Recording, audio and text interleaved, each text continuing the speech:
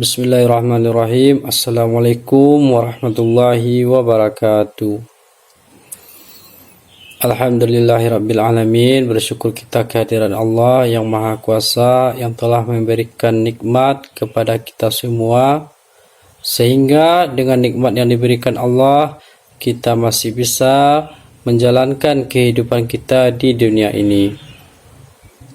Salawat dan salam kita mohonkan kepada Allah, mudah-mudahan disampaikan kepada baginda Nabi besar Muhammad sallallahu alaihi wasallam yang berlafazkan Allahumma salli ala sayyidina Muhammad wa ala ali sayyidina Muhammad.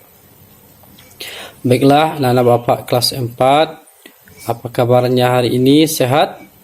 Mudah-mudahan kamu semua diberikan kesehatan oleh Allah. Amin ya rabbal alamin. Untuk itu, sebelum kita masuk kepada materi pembelajaran hari ini, alangkah lebih baiknya kita membaca doa agar aktivitas pembelajaran kita diredai oleh Allah. Bismillahirrahmanirrahim. Rabbi zidni ilman warzuqni fahman. Rabbi shrah li sadri wa yassir li amri wahlul 'uqdatam min lisani yafqahu qawli. Amin. Baiklah, anak-anak Bapak kelas 4, pada pertemuan kali ini tujuan pembelajaran kamu adalah kamu dapat menceritakan kisah peristiwa hijrah Nabi Muhammad dari kota Mekah ke kota Madinah. Jadi di dalam tujuan pembelajaran ini kamu harus mengetahui apa saja peristiwa yang terjadi ketika Nabi Muhammad hijrah ke kota Madinah. Coba kamu amati gambar yang Bapak tampilkan ini ya. Di dalam gambar itu ada 4 tempat, mulai dari rumah Nabi Muhammad, lanjut ke Gua Sur, lanjut ke Kuba, dan terakhir sampai di Madinah. Itulah gambaran secara umum perjalanan hijrah Nabi Muhammad dari kota Mekah ke kota Madinah. Peristiwa hijrah Nabi Muhammad sallallahu alaihi wasallam dari Mekah ke Madinah merupakan momen penting dalam sejarah Islam. Perjalanan hijrah menandai awal perkembangan Islam di Madinah dan penyebarannya ke seluruh dunia. Adapun peristiwa-peristiwa yang terjadi ketika Nabi Muhammad hijrah dari kota Mekah ke Madinah adalah yang pertama itu pengorbanan Ali bin Abi Thalib. Berkat pertolongan Allah, Nabi Muhammad mengetahui rencana kaum kafir Quraisy untuk membunuh Nabi Muhammad. Pada malam hari itu, Nabi Muhammad menyuruh Ali bin Abi Thalib untuk menggantikan posisi Nabi Muhammad berbaring di tempat tidur. Pada saat itu, rumah Nabi Muhammad sudah dikepung oleh beberapa pemuda kaum kafir Quraisy. Dan berkat pertolongan Allah, Nabi Muhammad keluar dari rumahnya, tetapi pemuda kaum kafir Quraisy itu tidak bisa melihat Nabi Muhammad.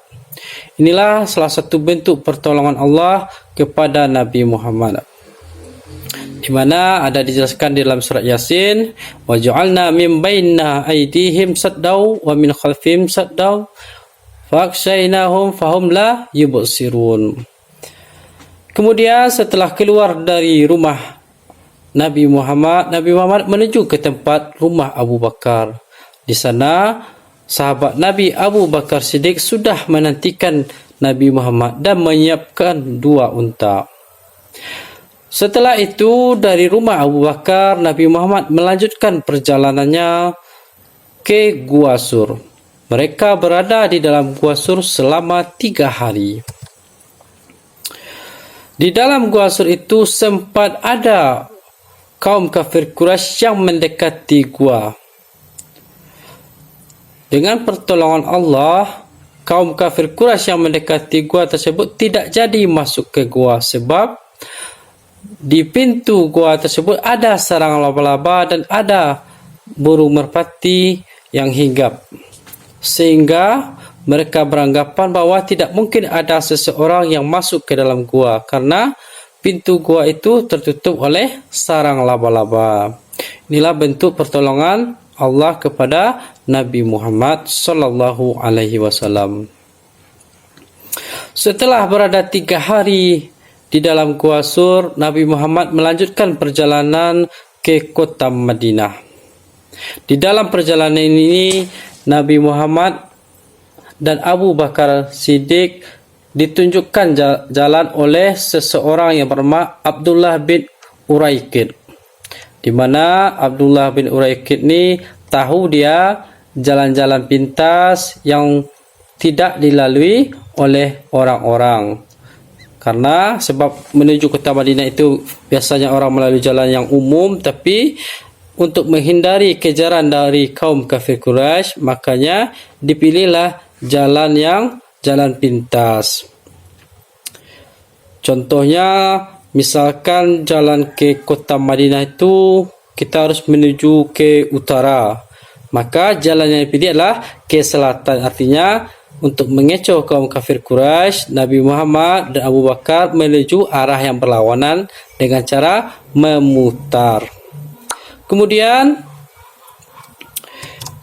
peristiwa yang ketiga adalah sesampainya Nabi Muhammad di daerah Kuba, Nabi Muhammad di situ disambut oleh penduduk Kuba dan di sana dibangunlah masjid yang pertama kali yang bernama Masjid Kuba.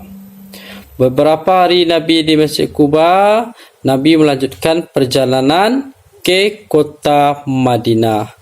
Kira-kira kalau di zaman sekarang itu kita pakai transportasi dari daerah Masjid Kuba ke kota Madinah, kira-kira membutuhkan waktu 18 atau 20 menit memakai motor ya.